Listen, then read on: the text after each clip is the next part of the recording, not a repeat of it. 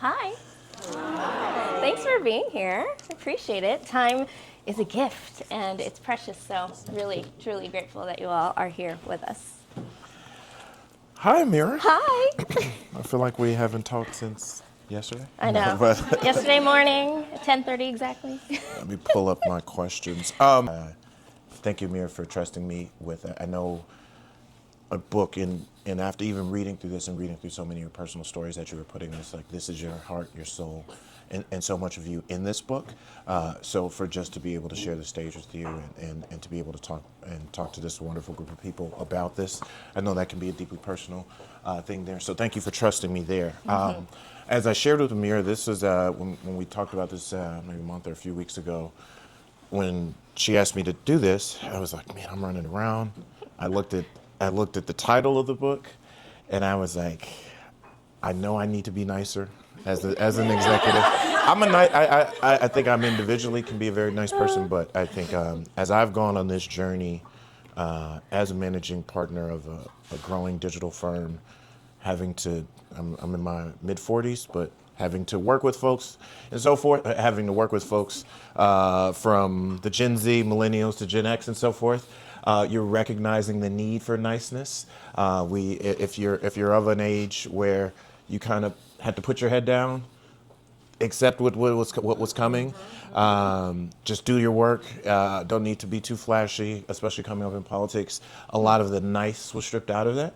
So when I first saw the title, I was like, oh, okay. And then I was like, this is also the first book I've ever read, as I mentioned, on my phone. I'm not an audiobook guy. I like a physical copy. And that actually, to the point, actually made it even a better read because I could kind of scroll back, take notes right into my own notes app, learning in real time.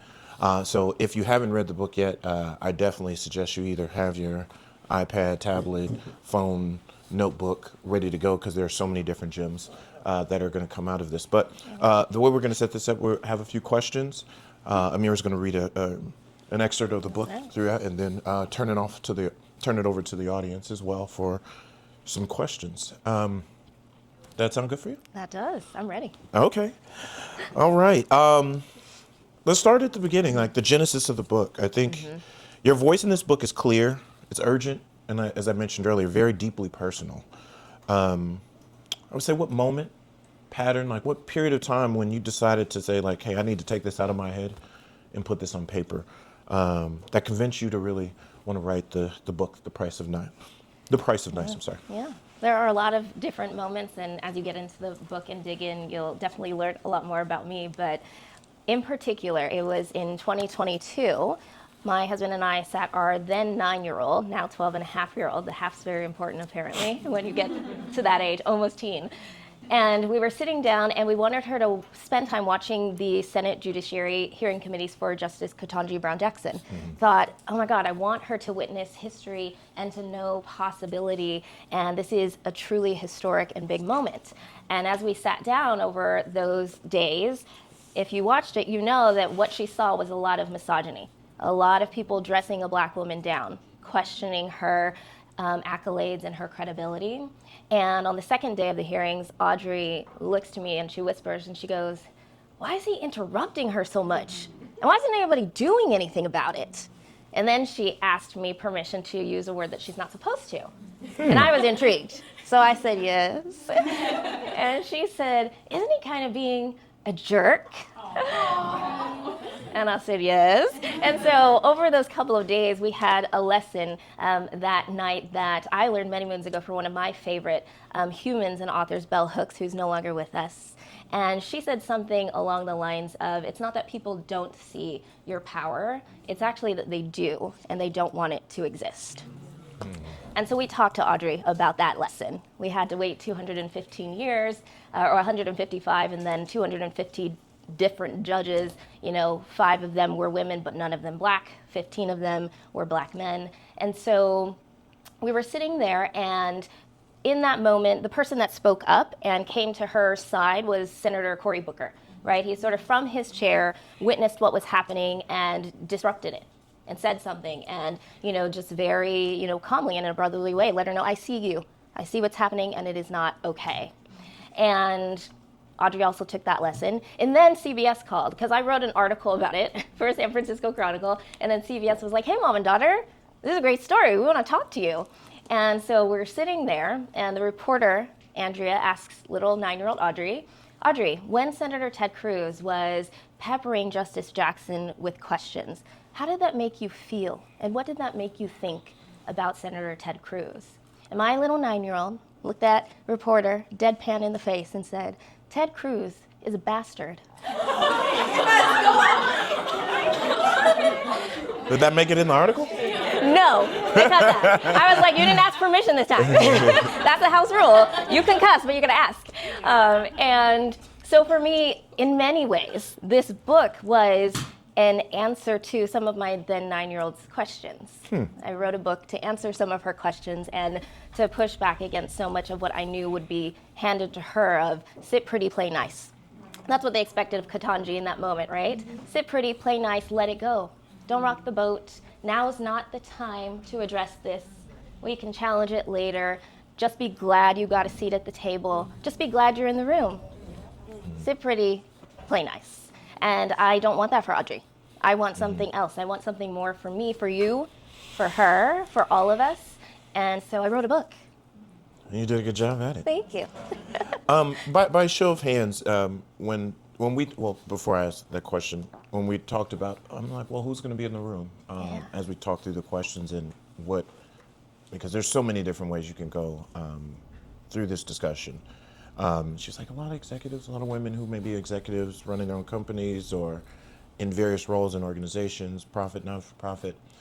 And I thought that was also one of the biggest learning lessons and things you can take away from this book, is for folks who lead others or who impact others, even if you're an organization or company of one, but you do have front-facing roles and responsibilities, whether in community and so forth, and understanding that balance.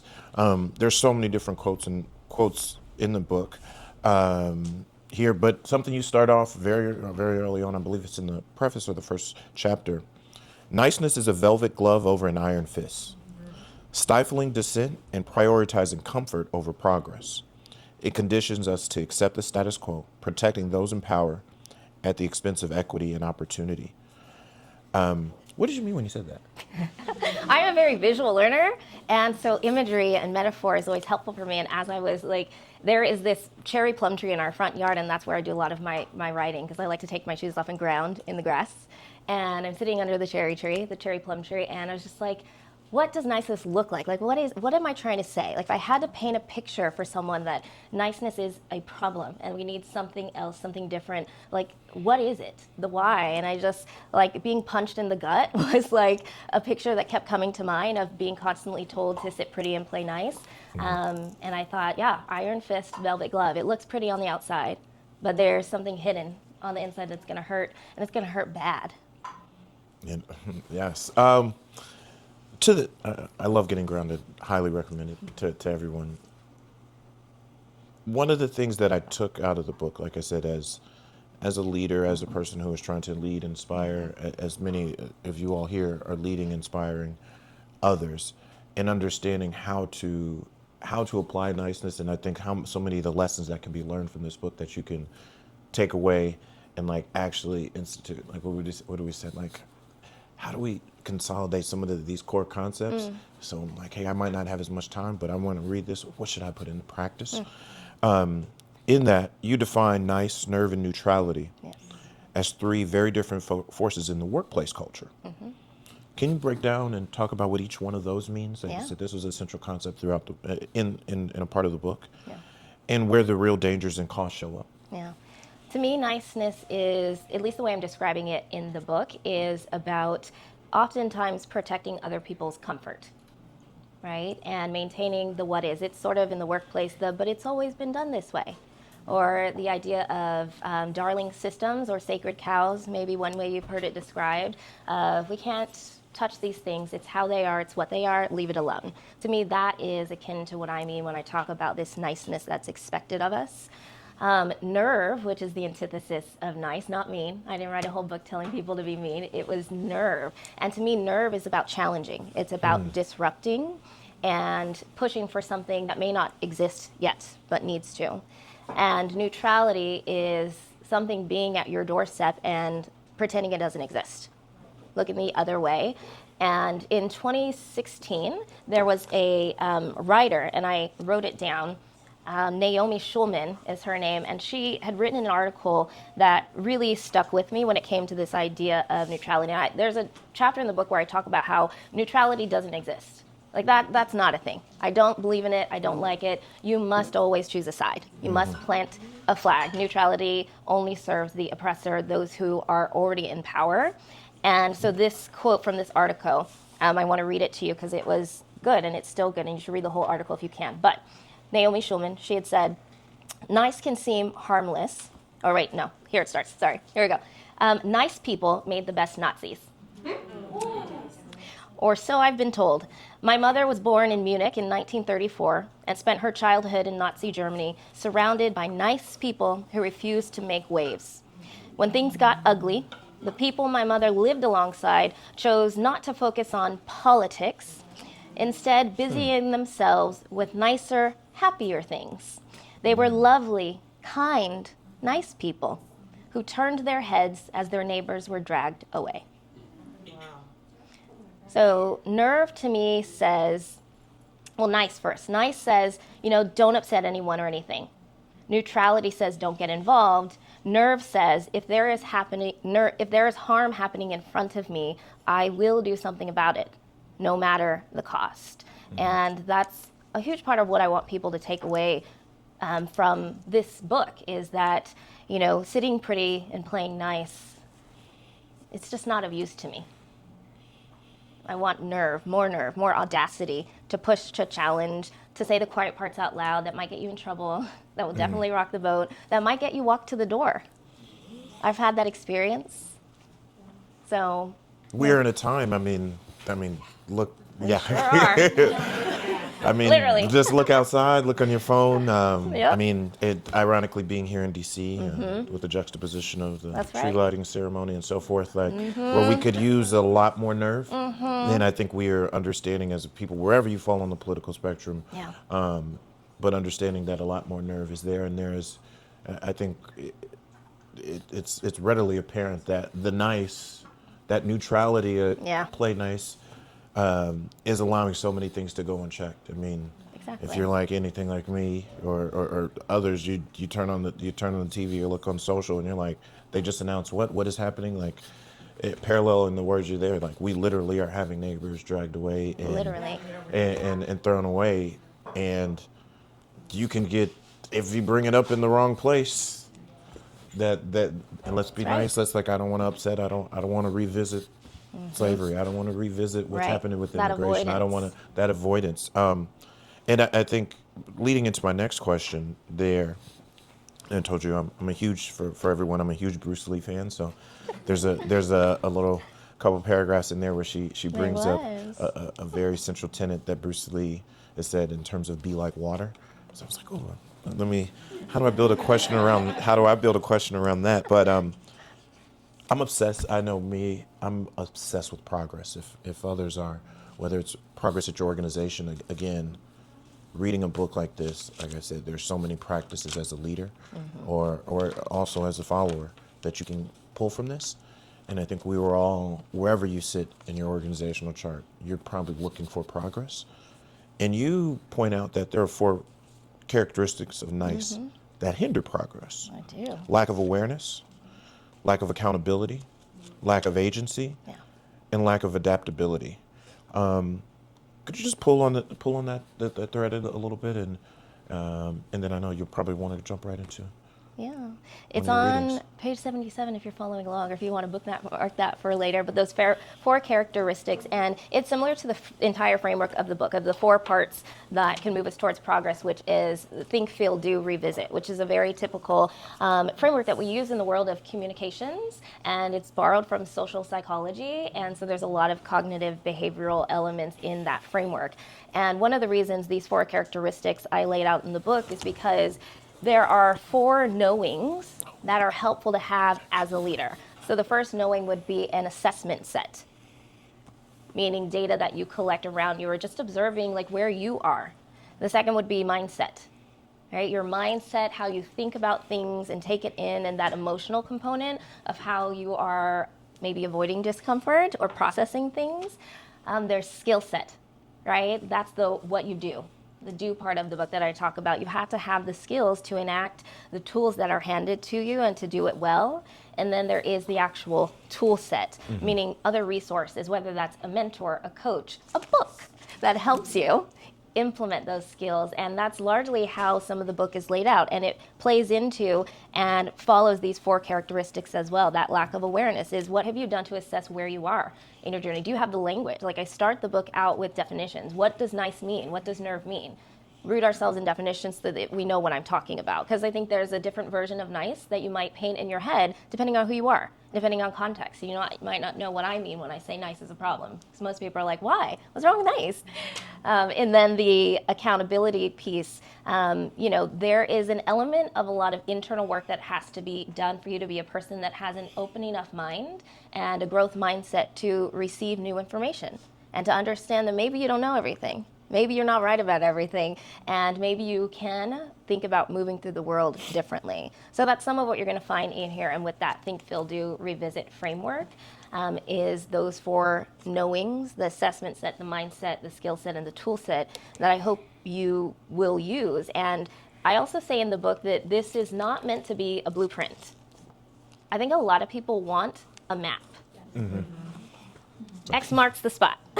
There's a legend with a key and milestone markers along the way of, okay, Amira, how do I get from nice to nerve? Like, how do I do it? What's the blueprint? I'm not giving you a blueprint. I'm not giving you a map. This is, at best, a compass, and that is on purpose. It is very intentional, and it is done with care. I'm very cognizant not to give people a blueprint because I am not you. You are not me. The X I'm marching towards is not the one that you are marching towards. And there is too much nuance, there's too much context to how you practice nerve and where you practice nerve. I'm a Black woman. I can't practice nerve the same way a white man or white woman can. My map would look very different. A compass is a tool. A compass is a tool you need a skill set and the right mindset for.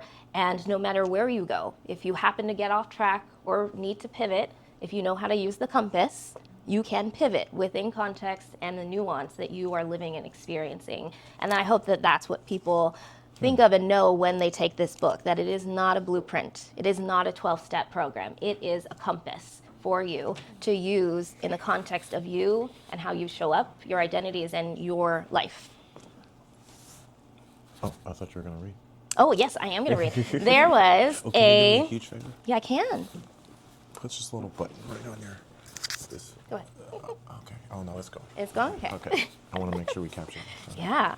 So before we get into the next question, I want to read a part of the preface because it's a huge part. One, most people skip it. Oh, you shouldn't do that. No, you shouldn't do that.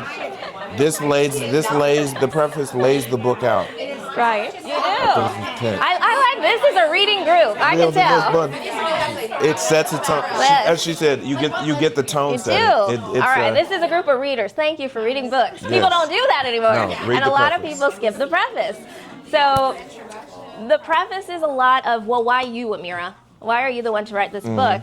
And this is one of the earliest memories, as I sat down to outline and write this book, one of the earliest memories that I could think to of nice being couched to me in the way that I understand it and the way that it taught me to shrink myself and to be palatable instead of powerful. So here we go. What were you reading? The preface. Oh, straight up. There, yes, right at the top. So I'm an 80s baby, but the 90s raised me. I grew up with parents who maintained discipline through sharp looks, heavy sighs, a raised eyebrow that could stop you mid-sentence, and the occasional swift rebuke to the backside. Nice wasn't a suggestion, it was a non-negotiable demand. And for much of my life, I lived up to it. I was known to many as precious, sweet Amira. In fact, my husband's late mother, Pearl, used to enthusiastically address me by that title as if it were my full government name. And I leaned into that persona, wearing it like a badge of honor. But that existence came with a price. The problem was, nice never quite fit me. It was an unrelenting tug of war between the suffocating expectations of the daughter I was supposed to be and the daughter I truly was. The one who asked questions, wanting to be heard, not just seen. For a long time, it was a trap I couldn't figure out how to free myself from. And growing up, doing things for the gram didn't exist yet. And the one surefire way to showcase that you just lived your best life on a summer adventure somewhere was vacation hair. If you know, you know.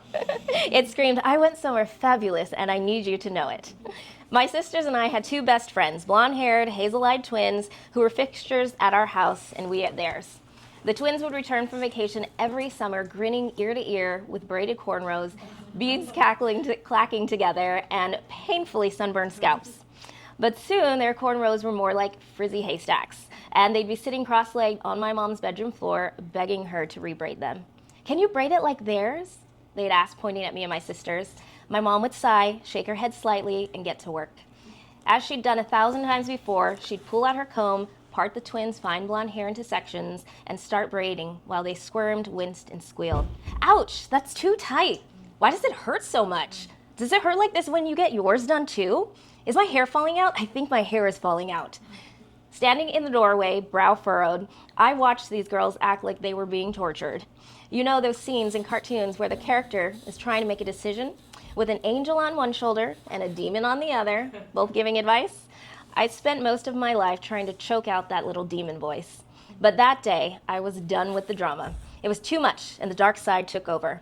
It felt like an out-of-body experience, as if channeling the wisdom from an ancestral black auntie. I matter-of-factly blurted out, "It's because your hair isn't made for braids." The room fell silent. Amidst a collective gasp, my mom froze, hands mid-braid, with an unmistakable look that conveyed all it needed to. I could almost hear her gritted teeth through her "Amira, I know you didn't just say that" stare. My youngest sister stifled a giggle, while the rest looked on with pity, imagining the whooping I'd get later. One of the twins whipped her head around so fast, beads went flying everywhere, her eyes wide, her mouth open, her expression a mixture of shock, hurt, and confusion. But I wasn't done. I crossed my arms, shrugged, and with all the self-righteous confidence I could muster, said, "Well, it's not for you. That's why your head hurts so much." "Amira," my mom snapped back, "that's not nice." The twins just stared at me. I stomped off to the next room to wait my fate. My mom sighed, muttered something under her breath, and finished fixing their braids. Even from the other room, I was sure I heard the twins whispering dramatically about how mean I was. After they went home, my mom pulled me aside and delivered the scolding I knew was coming. "Amira," she said, serious mom tone fully activated, "you can't just say things like that, even if it's true." And there it was, the price of nice, a lesson ingrained in many of us as kids. Being nice is more important than being real. No matter how right you are, if it makes someone uncomfortable, you are the problem. Looking back, I now realize I could have handled the situation better or differently. I loved the twins like they were my flesh and blood, and even 30 years plus later, we're still sisters in every way that matters. If only little Amira had the proper communication tools at her disposal. For example, I didn't know about concepts like the matching principle, which might have helped me assess the kind of conversation I was in and how to respond accordingly. And the matching principle quickly is one of three conversation types: practical conversations focused on solving problems or making plans, emotional conversations about sharing feelings and seeking empathy, and social conversations centered on connection and identity. And I, that day, was locked into practical mode. I usually am. I am a September Virgo. And I thought, do you want to feel better? Your head hurts because braids aren't for you. Stop getting braids. Duh. But the twins were experiencing an emotional conversation. They wanted empathy. And I couldn't fathom how "poor thing, I'm sorry" was any type of solution. I still think I was right, even if I could or should have responded differently. But the lesson of that moment wasn't about my attitude in the face of unwitting cultural appropriation. It was about my conditioning to align with the world's expectations. It was precedent setting, the first knot in a lifetime of lessons I'd have to learn to unbraid. Their discomfort wasn't my fault, but knowing that truth isn't enough. Thank you. I think a few things that initial story tell us how niceness is taught, usually early in childhood. Yeah. I think leading into another question, there was so many different dynamics. The age dynamic being taught. There's a racial dynamic there. And as you saw in that excerpt, and you'll get in the preface and throughout, you're really good, as you mentioned earlier, really good with definitions, kind of defining, giving us the words to understand what we're thinking, seeing, not just in the book, but also I think in so many other places. But even at an early age, I think there was another lesson that was kind of being taught there. Well, I don't know if it was being taught, but it was being displayed. Is that this is one of many different stories throughout the book where truth-telling can feel risky. I think this is the child version of this. It's like, hey, I'm not trying to get a spanking. I'm not trying to get yelled at. I'm not trying to get punished. I don't want to lose my friends. Right. But as you mentioned, like by show of hands, how many people just this week have had the angel demon of like, I need to say this. What do I do? But I want to say this. But I think uniquely in this period where we've seen headlines that 300,000+ Black women have lost jobs, when we have seen something that no one can still explain this to me, like how diversity, equity, or inclusion, those words, I understand what it is as a marketer. Like, hey, I'm gonna turn this into a politicized term, but how any of those things are wrong, but those things have been stripped away. Just the general unsafe world environment, to the point where you legitimately, like we have seen things, people stepping up and showing that nerve that you mentioned, leading them to jail, leading them to cancellation, leading them to unemployability, leading to so many different things. And it really feels like women of color are even more doubly impacted there. But you have shown nerve throughout your career. I think you talk about it in the book a little bit, but I don't know, maybe people can learn a little bit from pulling out of your story, maybe both whether it's in the book or personally, where some nerve that you showed, as opposed to just just focusing on being nice, but that nerve either changed your trajectory or you saw the positive outlook. I think as an adult, as a leader in your professional, because you did that with that initial story there as a child, but how's that applied now? Yeah, I still do it. And I tell people you don't have to be me. And you might not want to be, because there is a cost. I would like more people to be me, but I understand everyone's got a different situation. I push the envelope, and I have been walked to the door for it. I'm not entirely convinced that the recent walking to the door wasn't partially influenced by the fact that I can't shut up. And I will write the thing, and I'll write it in MSNBC, and I will tell the truth always. And that's a part of me. That's who I am. That's my value set. And it does come at a cost. It could cost you your job. It could cost you friendships. It could cost you relationships. And that's the calculus you have to make. I remember, at the last job when Roe v. Wade was overturned, I wrote an article about how there were quite a few people at our firm, I didn't name names though, who were telling us, that we needed to play nice and that we needed to understand the other side and the blah, blah, blah, blah. Even though we know Black women are disproportionately impacted. I wrote an article from MSNBC, got me in a lot of hot water. I never used the company name, but people can Google and find out where I work. But it was important to me, right? That was historic, what happened, and devastating. And I wasn't gonna not say something about it. But you asked for a positive example. So a positive example would be, I think so much what I want people to take away and hear, and why I talk a lot about mindset shifts, and that's what I get to do day to day. Like, that's my job. I do a lot of behavioral communications, which is really about helping leaders understand their mindset such that they move through the world in a certain way and take very specific kinds of actions. It's about expansive thinking. And so I'm very values aligned. And I had the opportunity, it was with Ogilvy, when I was making a switch in sectors. And at the time, Ogilvy was offering me something really good. Like, there were several mentors who were like, that number and that job, you better not say, like, you don't say no to that. Like, you would be wild if you said no to that. And I'm a very spiritual person, and there were just a lot of reasons that I just felt a vibe of it's a no. And maybe not a full no, maybe it's the next option, maybe it's a not right now. And I toiled with it for weeks. And I did eventually say no to a dream job. Like I had been vying for this, we had been courting each other for years. And it was more money than they should have given me, a bigger title than I expected them to give me, and autonomy to do something on one of our biggest clients at the time. So it was a very big job that you don't say no to, but I did. And then the West Coast president, who some of you know, found out that I said no, and he's like, what do you mean she said no?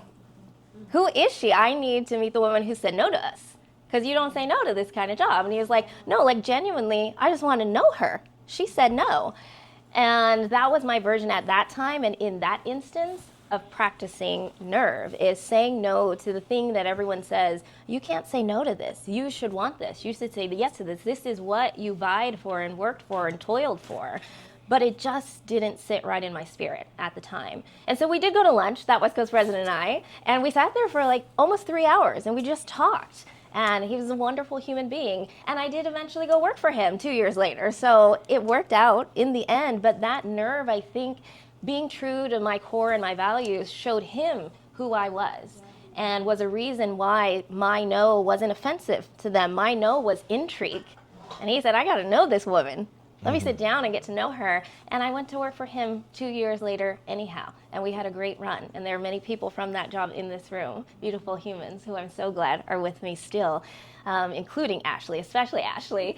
So that's an example of that nerve of the mindset that you need, the skill set that you need to trust yourself and to trust what is innate within you and to believe that what is for you will not miss you. That's a whole word.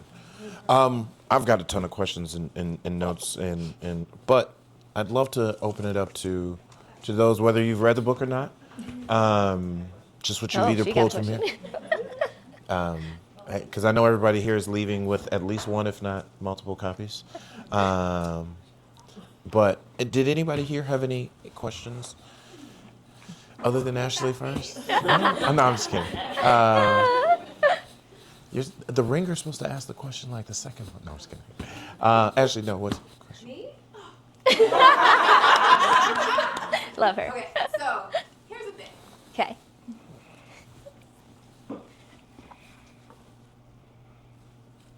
I want to, like, I'm here for all of this. You know I'm here for it, right? I think where I'm struggling is we live in corporate America. And how do you find the courage? Because I'm like the politics of corporate America demands Yeah. that I play nice for a host of reasons. Right? Because it's your race. It's true. But we don't have that kind of time. No, we don't. So how do you find the courage? Like how do you find the courage to find nerve? Because yes, nerve is great, but I can't even get to nerve necessarily all the time because I don't have the courage to get there. Yeah. So many thoughts. First thought, I practice nerve on a dial. Sometimes it's a 2, sometimes it's a 20. Depends on how much you piss me off. It's a Let dial. me write that down. Context, nuance, the room, the person, the levels of their identity, it depends, right? It's a dial. The second thought that came to my mind was, I don't know that it always starts as courage. It might end up there, but you do it scared. And I'm also just a little bit insane. I'm a September Virgo, and I just be doing shit and saying shit. So there's also that. You gotta be a little bit wild about it. That is just true.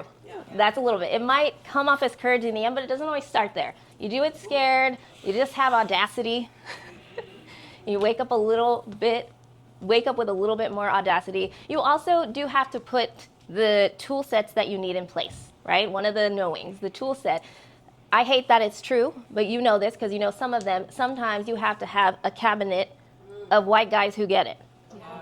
I have a cabinet of white guys who get it, one being that West Coast president. Whether that's a sponsorship of some sort in the room or in a room I'm not in, an allied voice to back up what I'm saying. Sometimes that's the tool, right? Sometimes. Other times it's remembering that this work is, of practicing nerve it's like a relay. Like I had a woman I worked with once who was really good at doing nerve too, like always pushing up against things. Hi, good to see you. And one day I caught her in the hallway and she was just tired. Like maybe I just should stop caring because she just kept getting that pushback. And I just told her, I said, you did your part today. And this is a relay. Let me do my part. Let me take it, and then someone else will get it the next day. And I think some people view resting, i.e. putting the nerve aside for a second and maybe playing a little bit nice, as failure, and it's not. And I don't want anyone to take anything in this book as an indictment of the moments you have to choose nice. I still have to choose nice, especially as a Black woman. And it's more about the calculation and remembering it is a relay. That rest is a part of this, and you have to rest so that you can get back in the relay and do your part. And those are the thoughts that I have about that. I think. The rest of this, Amira. Yeah. You and I, the way that we know one Yes. another is by writing for America Pizza. They sure do. And so the content that we write is very on point. I don't really care. I say what I have to say. That's right. But it's increasingly critical because this country keeps giving me shit to do. That's right. So, and I'm very comfortable operating in that space. But as consequences increase, and even that piece, because I'm insulated, my mom is German, I have dual citizenship, I got an escape plan. My kids got an appointment to get their passports to escape plan. So I have privilege in that regard. If I need to escape, I have family ready to receive me in Europe. However, the rest piece I struggle with because I feel like the rest to me right now feels more costly than the consequence to my nerve. Does that make sense? It does. It does. And I often feel like in that space in particular, I lack the people to pass the baton to. Yeah. Because other people are so, rightfully so, increasingly concerned. And, I work for healthcare for the homeless. I work for government, but I work for local government. I work for people who get it, right? Like we're all equally pissed off about the administration. I'm not in corporate America where I have to play nice at work. I am often the disruptor in meetings and reminding people, y'all say y'all are trauma informed, so what are we talking about? That's how I carry myself all day professionally because that's the privilege that I have at work. There's not everybody who has that, so I often find myself feeling like I need to consistently be the person to carry that baton because of that privilege. And a lack of others to pass it to, especially in that space, because I feel like I have kind of this feeling of safety, but it's exhausting. It is. And it's also, to your point of the example that you gave of your colleague, like the return on investment is lacking. You know what I mean? So what do you do in situations like that to encourage yourself to keep pushing when there is not necessarily another person to pass the baton to and the work is too critical to put down? I don't know if I have a satisfactory answer, but the way I live my life, for me, it's about the purpose piece, right? I choose to show up in this world knowing that the brick that I get to lay today may not benefit me. And it may not even benefit my daughter's generation the way things are going now. But I do think of the world as we are each bricklayers. I talk about my belief about leadership is I've met a lot of leaders who want a kingdom to rule and subjects to oversee, and I don't want that. I've never wanted that. I want a foundation to build from, and my job is to lay a brick, maybe 3 bricks, right? And then you get to lay a brick, and you get to lay a brick, and we're all part of building this foundation and this component, and we all have equal weight and value in that system, though our roles may be different. And I think about the first thing that came to my mind were just some of the people who did it and often did it at a high cost or alone. And that's why I always start out telling people you don't have to be me, right? James Baldwin did the work from Paris, and the work was writing. Fred Hampton, Malcolm X, their cost was clearly terminal and much bigger. And I think that that's a choice you have to make about how far you're willing to go for your value set and what your role is. Is it writing? Is it simply caring for and raising good humans that are your children in this world?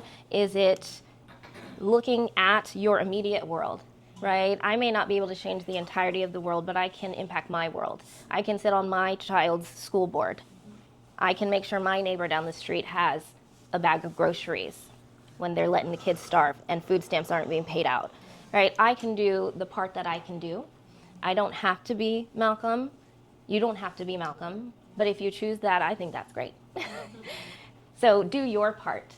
And I think that is itself a resting practice, is to do what you can do. To do what you can control is to not boil the whole ocean. Focus on your immediate world, because I think if more of us focused on the immediacy of our world and the people and the humans we care for, it does have ripple effects. And I do tell people, and I say one thing in the book about how there is no small act. And even when I talk about micro actions, I use that term very specifically. It's because they're not small.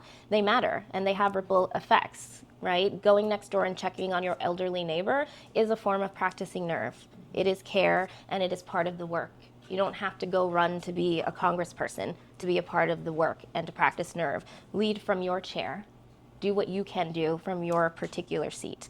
And I'd like to read, because you asked that question, it made me think of one thing. It's pretty short, but let me read this to you. Many of you here know me, some of you don't. I grew up on a tiny island. My parents were ministers. And so they moved us from San Diego to the tiny island of Guam in the middle of nowhere. And I wish I had known how popular sugarcane would become, because I would be rich. So I'm going to read you this excerpt. I've referenced my childhood a few times, but I haven't really provided much background. When I was between the ages of 4 and 15, my family lived on Guam, where America's Day begins, and where my mom was originally born. When we first moved to the island, we lived well outside the city limits, surrounded by jungle walls, sharing a compound of houses with aunts, uncles, and cousins. We were poor, dirt poor. Mom and Dad worked long hours, and without screens to occupy us, our afternoons after school were our own. The days during summer vacations provided a particularly blank canvas, and we spent our time on the beach or exploring the nearby jungle. One day, while wandering through the trees, my cousins and I stumbled upon a large patch of sugarcane. As kids, this new discovery could only mean one thing: a fort. Armed with nothing but an old 2x4, some rope, and our boundless imagination, we got to work. It wasn't easy, but we were determined. Eventually, we created a clearing just large enough for us to sit together. There, in our circle, we shared snacks, told stories, occasionally fought, and passed the time in ways that felt sacred. Why am I sharing this story with you? Looking back, that sugarcane circle wasn't just a place to play. It was a lesson in seeing something that wasn't yet possible and creating space where none existed before. As importantly, the sugarcane circle reminds us that challenging entrenched systems is hard. It takes labor, collective effort, and courage to insist that something new can exist where only the old once thrived.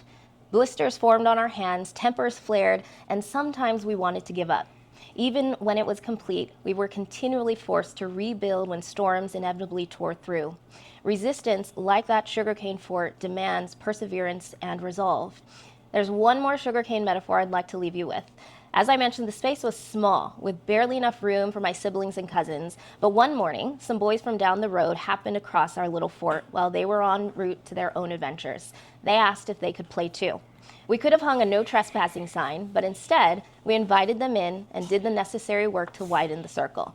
My brother's friend once showed up with pizza rolls, so it's not like we were going to keep him out.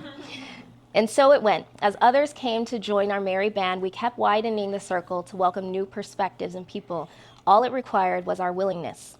This is what the system fears most. Not loud, rebellious declarations, but the quiet determination of those who refuse to accept its terms. The sugarcane circle wasn't just a fort. It was a reminder that small resistance, even with the simplest tools, creates transformation, and the influence ripples outward. So ask yourself, what would it take to clear a space for something new within your world, your workplace, your relationships, or within yourself? That's an important question. That's a very important question you're leaving with us. And hearing a question I wanted to ask, hearing from the two questions and comments that were there,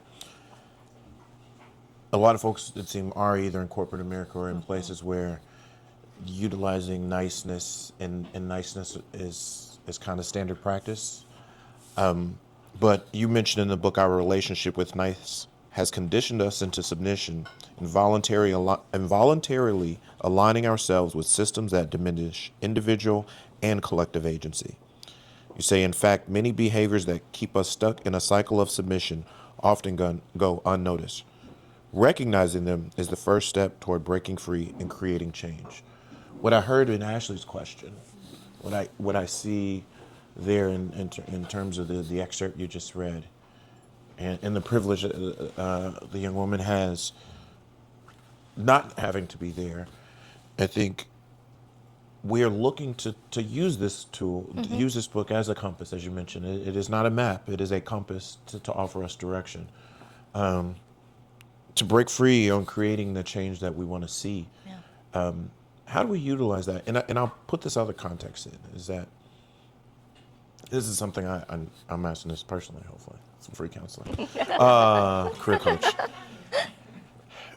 Part of the work we are doing, like, there's a whole new swath of talent coming in. The Gen Yeah. Z, technically I'm a millennial, or older millennial, but I'm still a millennial. Yes. But we're in that, they call it, but I say that to say is that geriatric millennial. Yes. Yeah. But they say that is that, It that's, is. I hate when I hear that.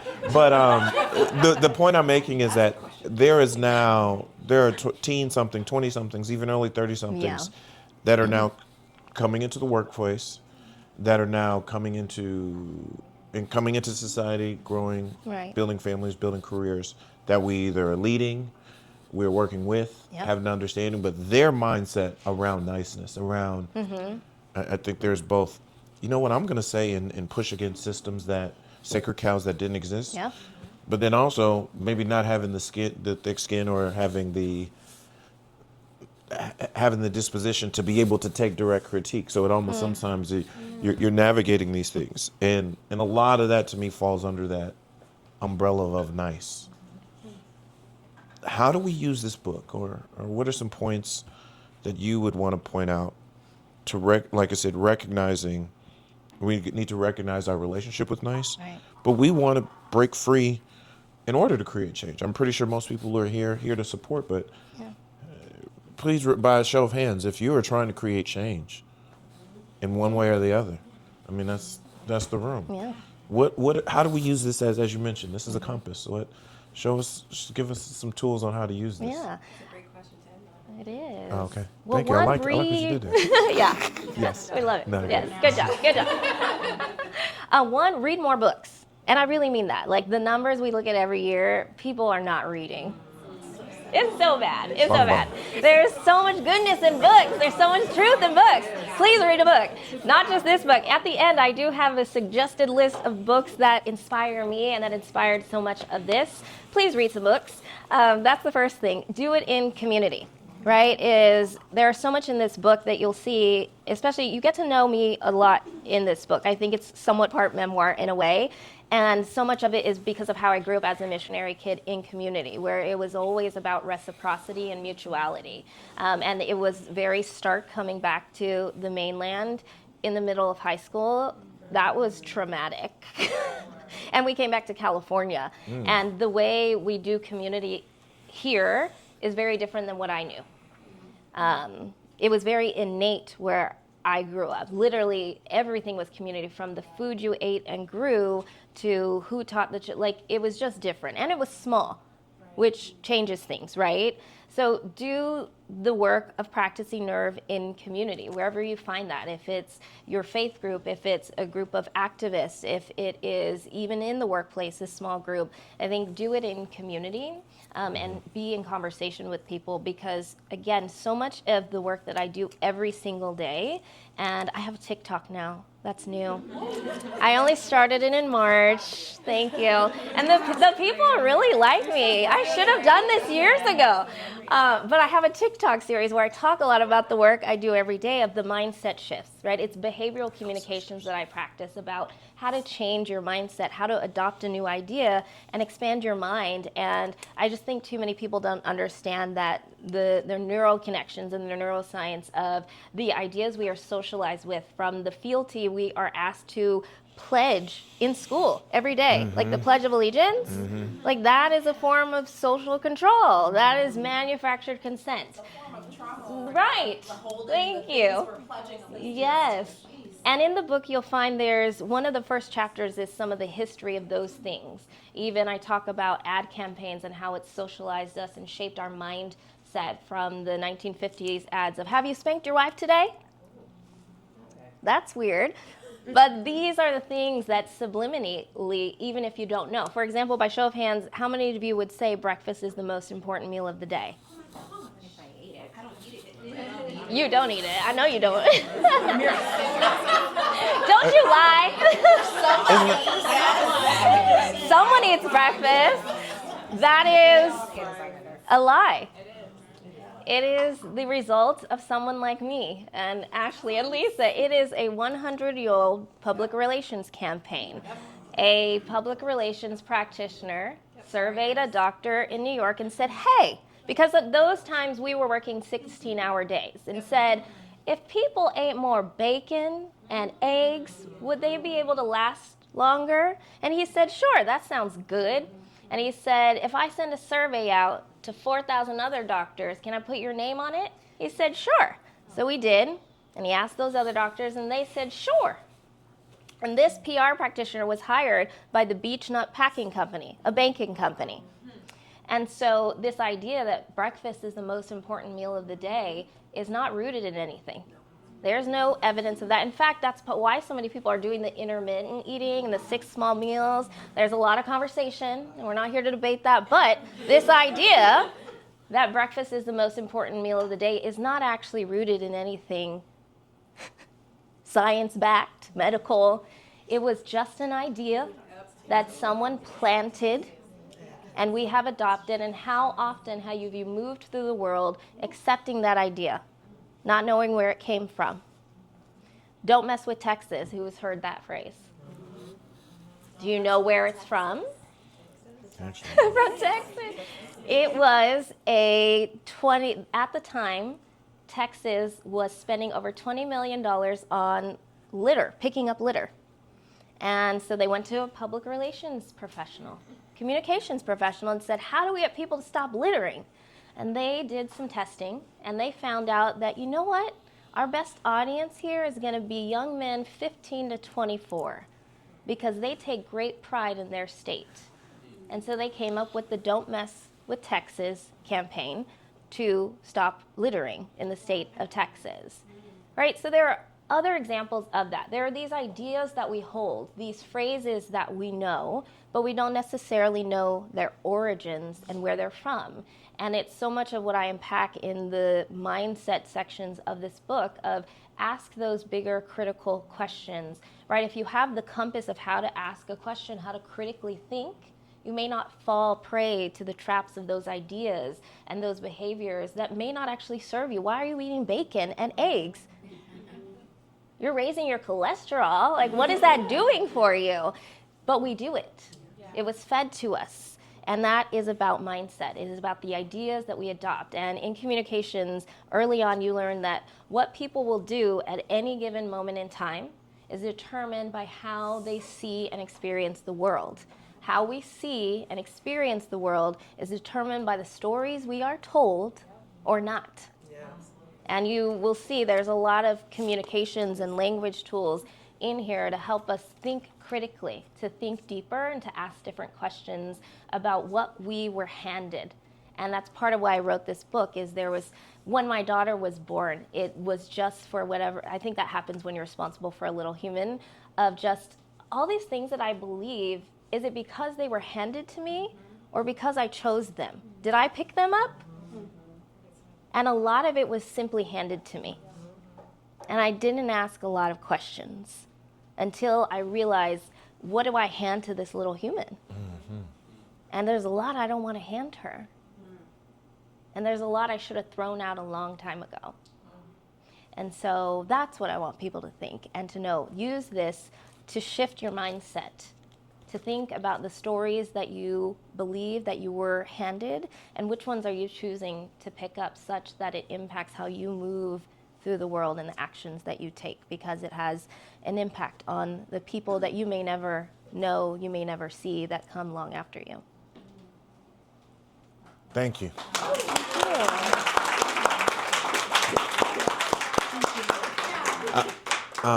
People can buy the book? They can, and I will sign it. I have And a she's special pen. Signing books. Purchase a book. There's PayPal or Venmo. It's $22.95, and we will give you the Wi-Fi. It's Marguerite, The Marguerite, and then the password is the Pearl, capital T, capital P. It's a quick study, I'm telling you. And again, thank you all for being here. I appreciate you. I'm going to go back here to sign your books, and truly, thank you for the gift of your time and attention and being here. I'm so grateful. Well, before you